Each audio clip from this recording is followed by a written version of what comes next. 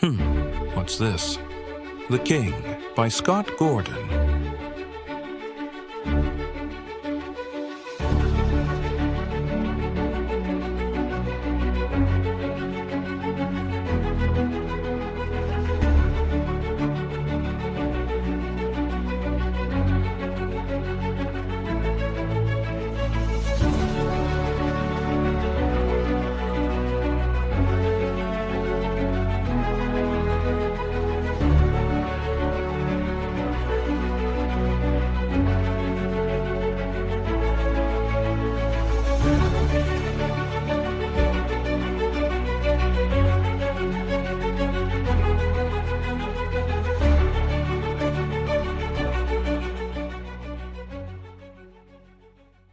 A long, long time ago, in a land far, far away, there was a kingdom up high in the sky, so high that no person could pass it by. Its castle sat nestled inside the clouds, where a little princess danced and sang aloud. Her voice was so breathtaking, it moved the stars, where 3 fairies took notice from far beyond Mars. They flew to earth in a brilliant, bright shine, determined to find the voice that was so divine. The princess danced and sang from up high in her tower, not expecting to see a brilliant meteor shower. The 3 fairies flew to earth and lit up the night sky. So moved was the princess, she teared up in her eyes. She danced and sang to the stars with love, not expecting them to stop high above. As she sang from up high in her tower, she drew towards her the mysterious power. The 3 fairies danced and shined with merry delight, then showed the princess their power and might. They shined the night sky until it appeared as day, and then suddenly they just flew away. The princess quickly ran down from the tower to tell her parents about the meteor shower. She did not know how long the glow would stay, but as soon as she found her parents, the glow suddenly faded away. News of what happened traveled throughout the kingdom, causing many to travel, ones who sought their freedom. The king and queen welcomed all with open arms, and all throughout the kingdom all lived without harm.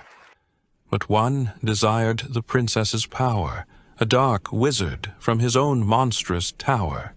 But the dark wizard is not your average foe. Many tricks he has, like the princess who glowed. He cast a mighty spell and changed into an eagle, then flew the whole way. This plan is perfect, he giggled. As the princess slept tightly snug in her bed, he flew into her window. "I have found you," he said. He gripped the princess tightly in his talon and flew off out the window, but did not notice a falcon. The falcon belonged to the king himself, a friend and companion who watched over the kingdom with stealth. The falcon let out a terrible cry, causing all to look up who were passing by. The guards of the kingdom sounded an alarm. Someone in the kingdom has come to harm. The king sprang from his bed and ran to the princess's chamber, only to discover the horror, the danger. The king ran from his castle in panic and need, and who was to appear but his faithful white steed. The king jumped upon his horse and galloped with speed, both determined to reach the princess in need. And who was to join them but his loyal hound, keeping pace with his king in great leaps and bounds. By now, all the kingdom had become aware that their beloved princess had been taken from care. The king raced and raced as fast as he could, but could not reach the princess. Who would take her? Who could? The king and his horse crossed a long bridge of gold, over a snowy peak, and down a mountain they rode. The princess woke with such a fright. "Where am I?" she asked the great eagle in flight. The princess cried, afraid of the bird. Then suddenly a sound far below she heard. "Daddy!" she cried, reaching out below, her father the king following quickly in tow. "Hurry, Kashane, we're losing her," the king cried. Kashain means friend, and Kashain tried and tried. Kashain raced and raced as fast as he could, but could not reach the princess. If he could, he would. The king cried out to his daughter, "Stay still, I am here!" But the king and Kashain were wrought with fear. The princess listened and remained perfectly still. A forest they passed with great speed until she came to a river that moved with great pace. The river called Everflow, they passed above with great haste. The wizard cried out, "She is mine at last! The river is too fast, it will not let you pass." When the king and Keshin came upon the river, straight in they drove, more determined than ever. Kashain swam and swam, but the river was too strong. "You can make it, Kashain!" the king shouted along. Kashain swam and swam, trying to reach the river's bank, but the current was too fast, and into the water they sank. Down the river they traveled, carried by its swift flow. To his hound the king shouted, "We need help, you must go." The hound did as he was commanded and leaped off in despair. "I must leave to find help," he thought to himself with great care. The falcon up high sounded a great cry in the sky. "The king needs help," he saw as he passed by. "Your father will fail," the wizard shouted without care. "His attempts are fruitless. His fate will be yours to bear."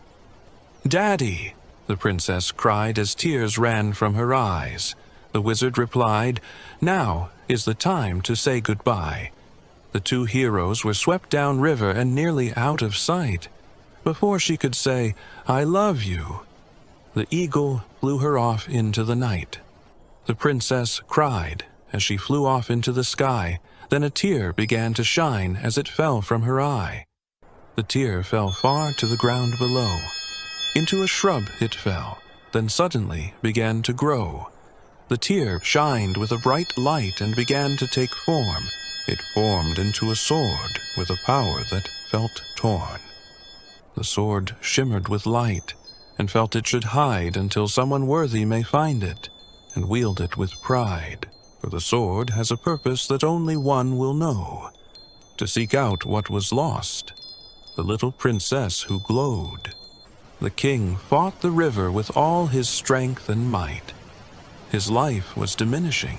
He had to fight and fight. When the king felt overcome and the river had won, to a waterfall he came, and over its edge he had gone. The king fell through the air, tumbling out of control. That's when he saw Kashain in the water below. Kashain was hurt, unmoving, was he? With a splash the king landed and swam towards his faithful steed. "Kashain!" the king cried, concerned for his friend. But when the king reached him, Kashain was on the mend. Kashain sprang to life, and for the shore he swam. The king yelled to his friend, "Kashain, I am here, I am." The king helped Kashain, and together they reached the shore. Both collapsed from exhaustion. They could go no more. But across the river the king realized they were, despite the river's attempt to prevent them for sure. The river had failed. The king had made it across. Kashain was exhausted. They must rest, their strength lost. In the darkness they laid, the king searching the sky. "My daughter is gone," he said with tears in his eyes. "I shall find you, my child. I will not stop until you are found. My strength has left me. Please forgive me." The king sound. "I have failed, Kashain. What a king am I? My daughter has been taken," the king said as he cried. Kashain cannot speak, but if he could he would say, "It is not your fault, my king." If he could with a nay. The king fell into despair, a deep sadness and sleep. Kashain slept at his side, a place he would always keep. The wizard flew to a dark land far away. To his home he traveled. There the princess would stay. The king woke from his long, exhausting sleep and gathered his wits about him. He had a promise to keep. Kashain woke as well and took his spot along his side. I will find you my daughter," the king said with great pride. He mounted his horse and prepared for the long ride, when a sound he heard sounds of men in long stride. For his faithful hound had returned with his men of arms, all ready to serve their king and save the princess from harm. But a problem they had, for the river was strong. On the other side they were, and the trip around was too long. The king could see his men with vengeance in their hearts. He would make a kingly choice. His men he would depart, for he could not allow them to fulfill their revenge. He feared his people would not survive. They needed to mend. The king waved to his men and sent them away, but his faithful hound was determined to stay.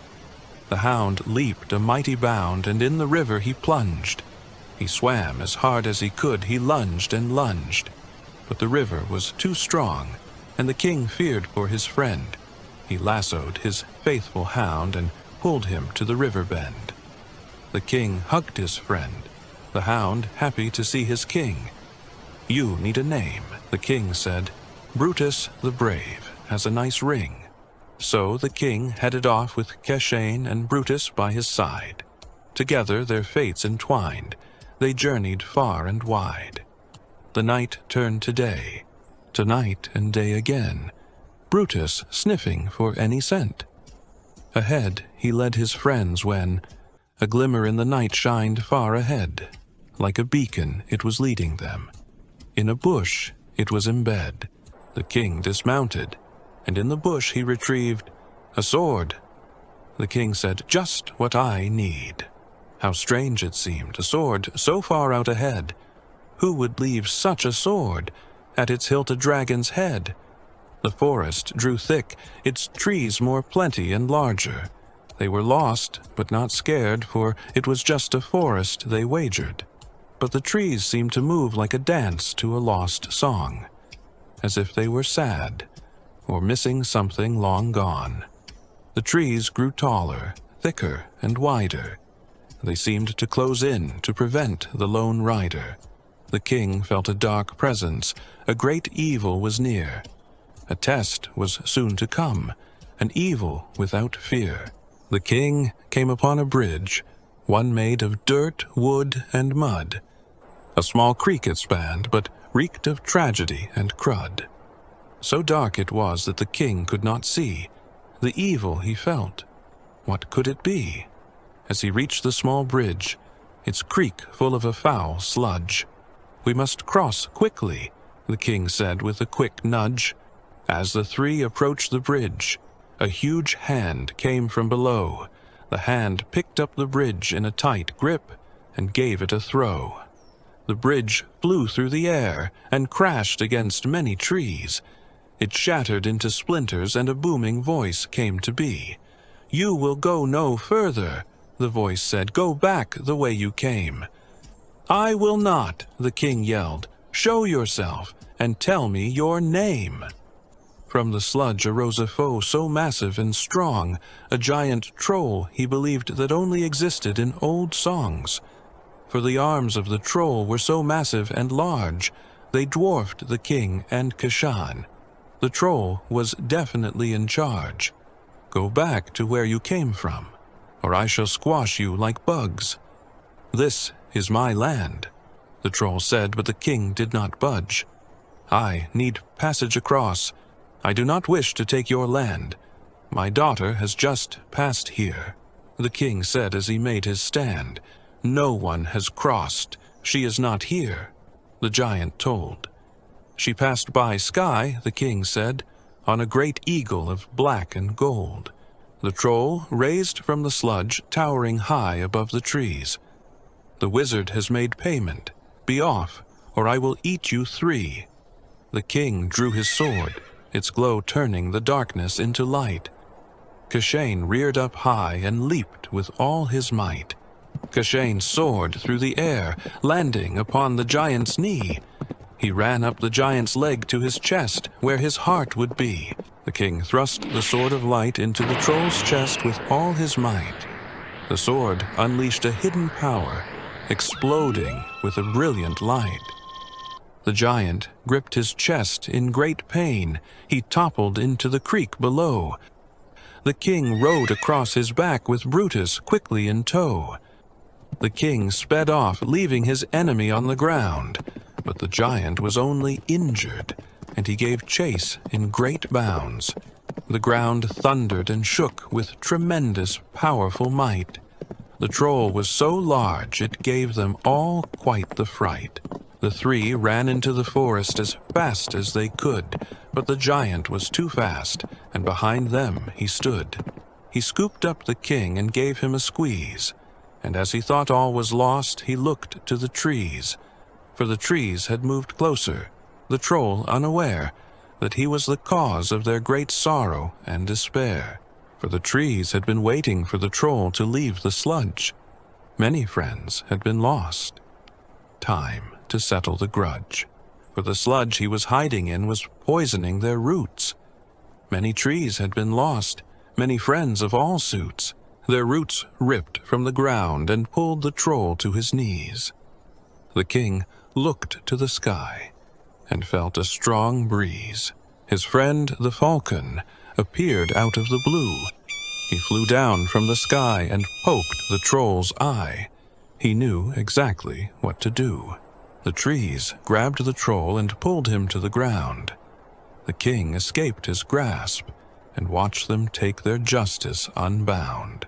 The giant troll begged to be spared, for the trees to let him go, but they had lost too many. They could not spare him so. The king couldn't watch. He felt sorry for the troll, but into the ground the giant went, arms, legs, and all. A quietness fell above the forest, and the trees went back to their holes. Then a soft song began throughout the forest for the lost souls. Cushion and Brutus were happy to see their king unharmed, and together they rode off to the soft songs of the trees' charms. The little princess awoke from a long slumbering sleep. Where she was, she did not know. Where could she be? A room of stone. The moonlight she could see. Through a small window it shined. High in a tower was she. A dark forest below, and a large field of bones. "Where am I?" she asked. "I want to go home." "Daddy, where are you?" she asked in despair. She looked to the stars and shouted, "This isn't fair." She fell to her knees and cried and cried. "Why am I here? Let me out," she tried. She hollered and stomped and threw a fit. "If someone is out there, let me out," she said quick. A door she saw, thick, wooden, and strong, and a small window with bars. Here she did not belong. She ran and jumped, grabbing a hold of the bars. She pulled herself up and screamed, "Where are you, stars?" From the shadows appeared a slim figure dressed in black, his cloak made of crow feathers, and he moved softly like a cat. "What is the matter, my dear?" he asked with a smile. "Do not be afraid. You will only be here a while." "Who are you?" she asked as she climbed down from the bars. He said, "I only wish to attain what you received from the stars." "I called for them, but they didn't answer," she cried. "Then you will stay here until they do," he replied. She ran at him with all her strength, courage, and might, but he just vanished, and she fell upon the floor in the moonlight. She looked to the stars, then yelled, "Coward! Let me go!" He appeared from a shadow, and she tried again, but was too slow. "Bring me the stars, or forever you will stay. Deliver me your power, and I will send you away. Until then, know this, that your father will never reach this tower. I will destroy him, and you will help me with your new powers." The dark wizard disappeared with a sickening, sluggish sound, while the princess lied in the moonlight, in her tears on the ground. Alone again she was, hungry and cold. What if the stars did not come until she was old? The king rode through the forest as fast as he could. He will find his daughter, he should. He traveled many days and many nights without rest.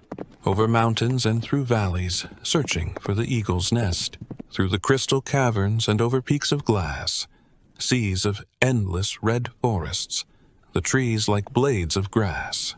They found a quiet place to camp for the night. Stopping was hard, but they knew it was right. The next morning, the king walked with his companions at hand.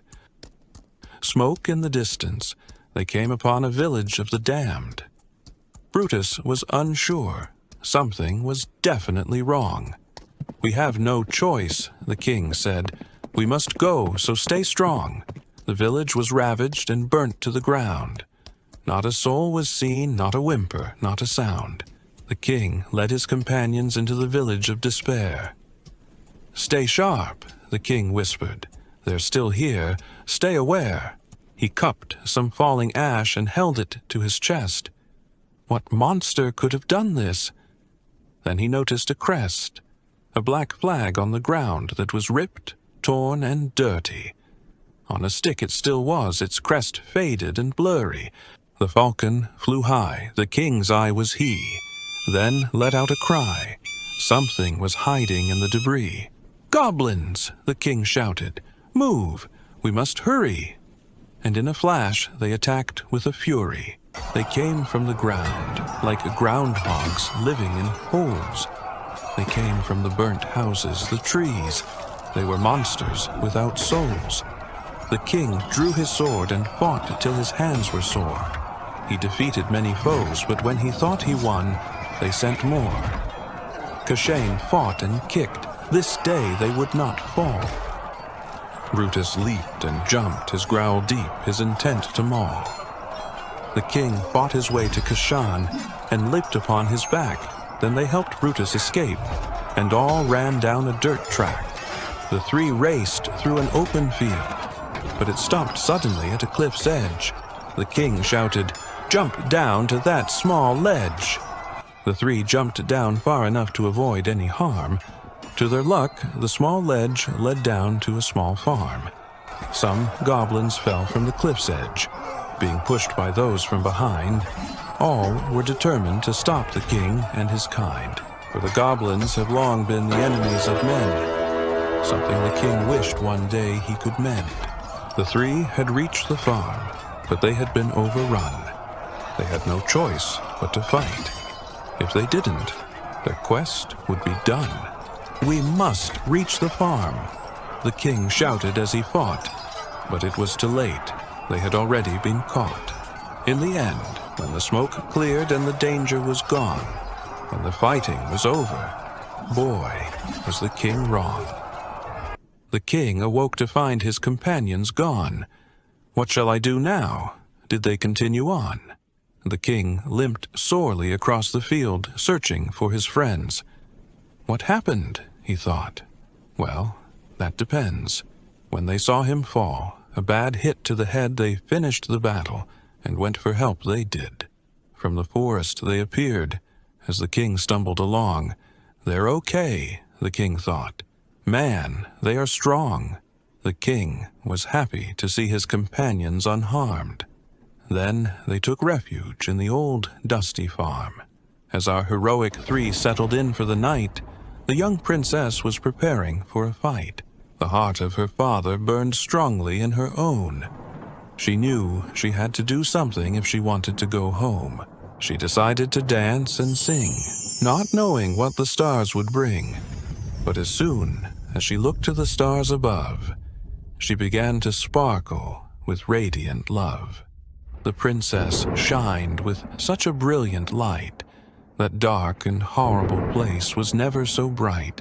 The tower shined like a star from the heavens above. It could be seen for miles. You always glow when you show love. The king sat in the dark, nursing his wounds. Then his sword began to glow as bright as the moon. He grabbed his sword and walked outside. He held the sword high, high up in the sky. Suddenly, he noticed a light from far away. "That's where she is," he started to say. His wounds no longer mattered. He knew where she was.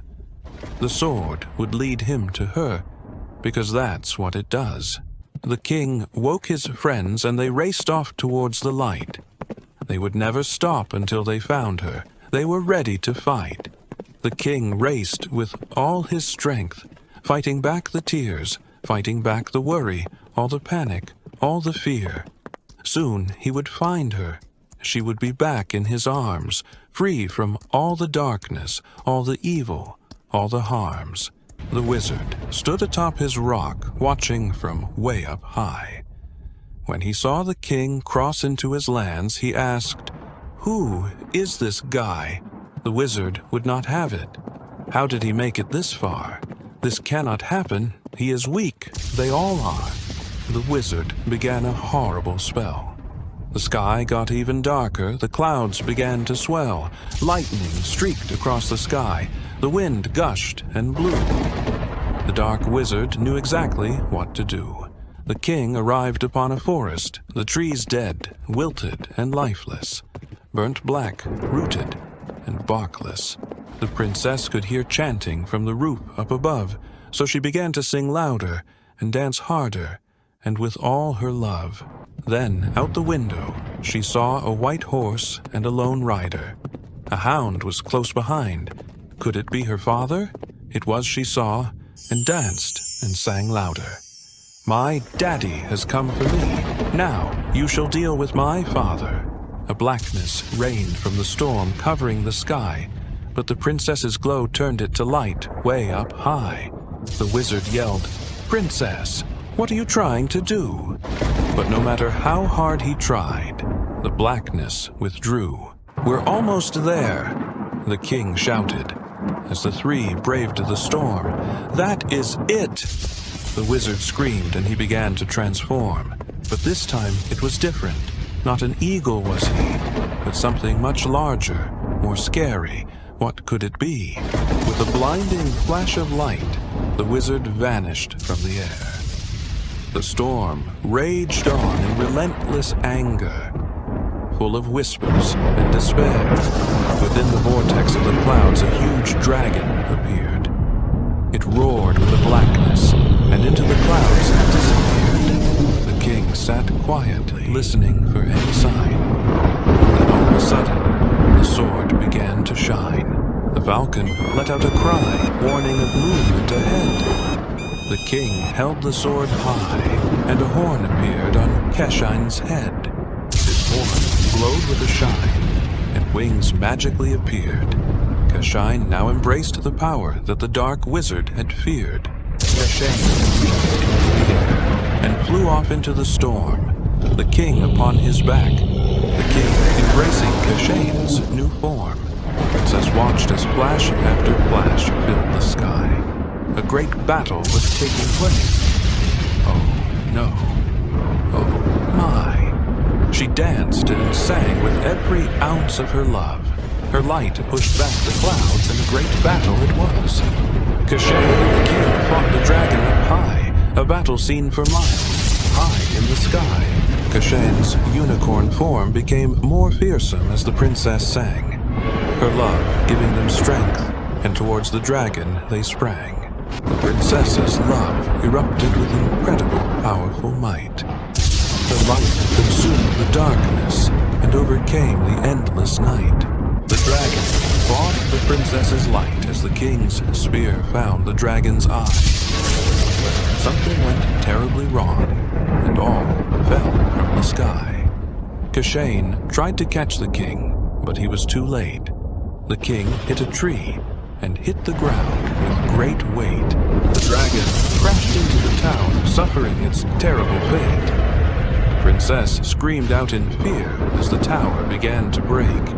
Brutus heard the princess's cry and leaped up the crumbling tower. You don't need magic to be a hero, just courage, not power. Just as she thought all was lost, Brutus appeared.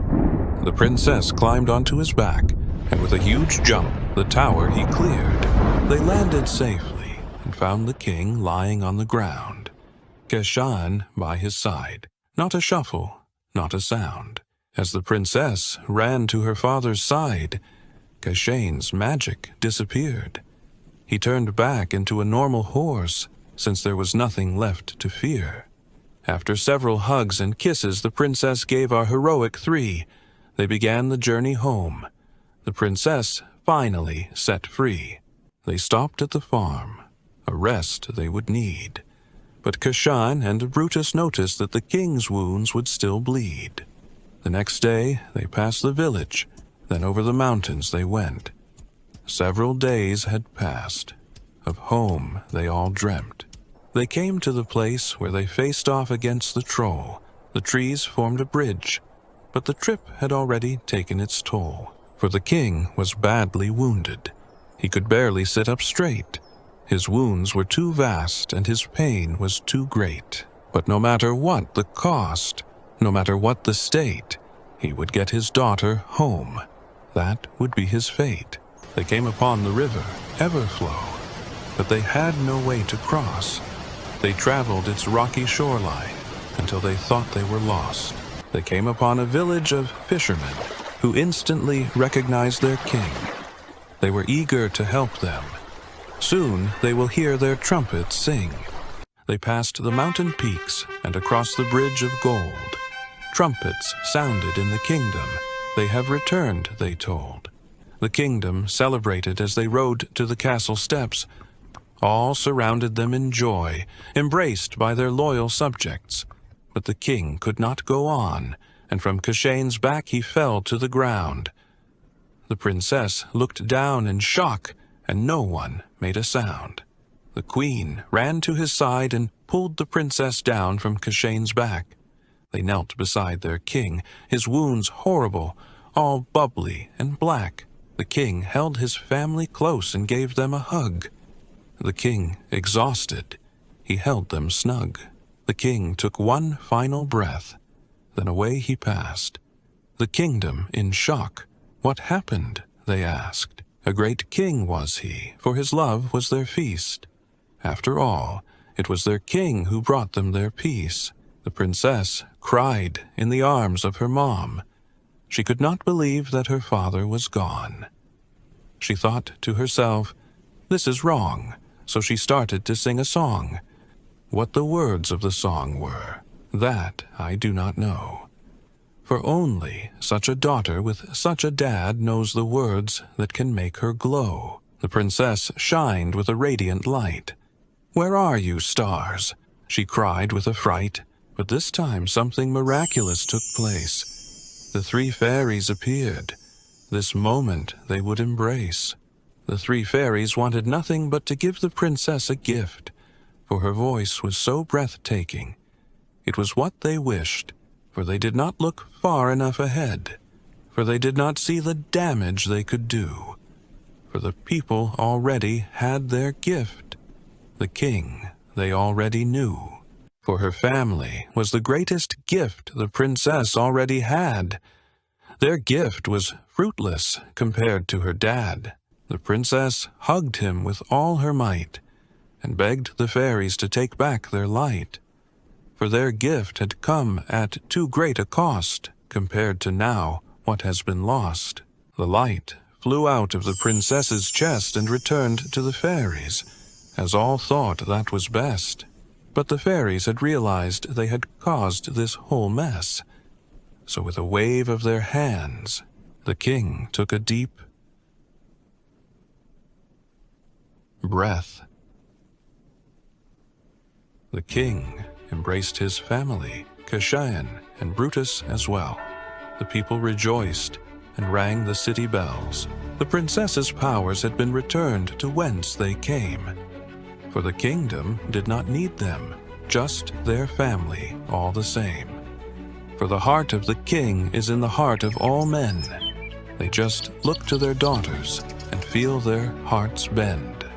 All you need to do is say these words with a ring, and every daughter will dance and sing. I love you, my daughter. You are my happiness. You are my whole world. You are my little princess.